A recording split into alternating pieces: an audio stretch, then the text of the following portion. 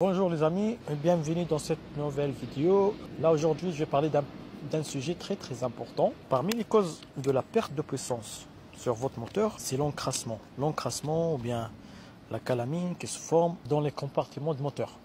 Je vais parler de cette formation de calamine, comment ça se fait et comment on peut l'éviter pour conserver le maximum de puissance de votre moteur.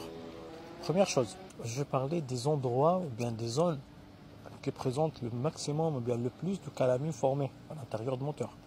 Généralement au niveau de la vanne UGR, je vous explique pourquoi.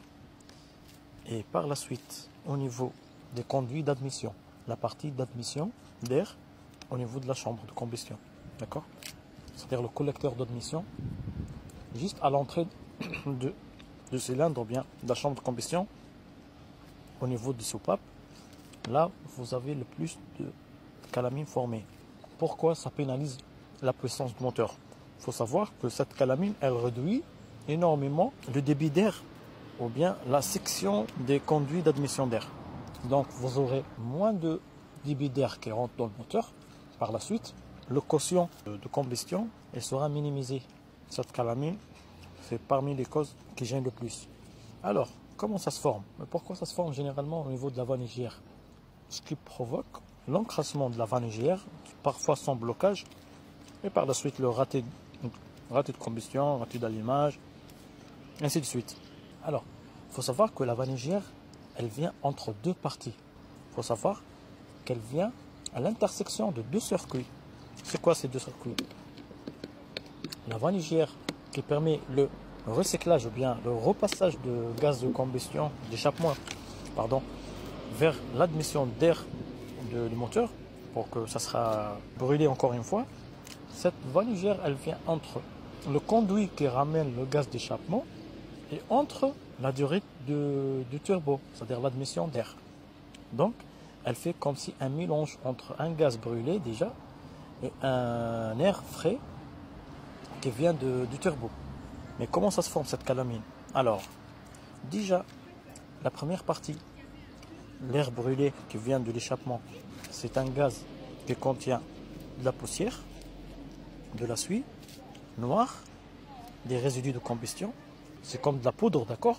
D'autre part, la deuxième partie, l'arrivée de l'air de turbo, ça ramène avec lui une partie de la vapeur d'huile qui vient du bas de moteur, qui passe à travers le reniflard. Et à partir du reniflard, ça passe dans le turbo et ça sera acheminé à travers la durée du turbo vers la vanne UGR et par la suite dans l'admission d'air. Donc, ce petit mélange, les deux, ça fait comme de la pâte. C'est ça. C'est cette pâte qui forme la calamine et qui à long terme bloque carrément, c'est-à-dire la vanne UGR. Donc c'est ça le problème, c'est ce mélange-là. Pour éviter cette formation de pâte ou bien de calamine, il faut dissocier ces deux mélanges. Il faut éviter ce mélange-là.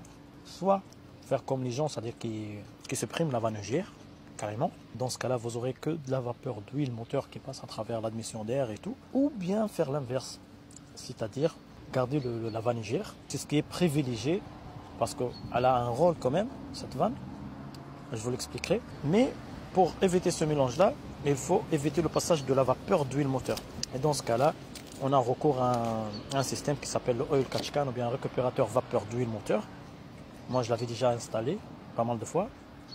C'est très efficace. Déjà, d'ailleurs, c'est-à-dire, vous le trouverez dans mes vidéos. Ça évite énormément, ça minimise énormément la quantité de vapeur d'huile qui va passer, c'est-à-dire vers la vanne UGR et par la suite dans l'admission d'air. Dans ce cas-là, vous minimisez le maximum la formation de la calamine. Voilà ces deux solutions. Bon, je vais essayer de rentrer un peu plus, c'est-à-dire dans le sujet, parce qu'il est très important. On arrive même à perdre nos moteurs, c'est-à-dire à cause de l'encrassement, surtout si on n'arrive pas, surtout si on n'utilise pas, c'est-à-dire de façon convenable notre voiture. Par exemple, pour les diesel, les voitures diesel qui circulent toujours au centre-ville, ou bien qui font les petits trajets, ça c'est un grand problème. C'est-à-dire vous risquez d'encrasser carrément votre moteur et votre FAP, filtre à particules. Et par la suite, c'est-à-dire vous perdez le moteur. Voilà. Donc je vais essayer de détailler, c'est-à-dire ce sujet-là dans d'autres vidéos. Je vous souhaite une très belle fin de journée. À très bientôt. Ciao.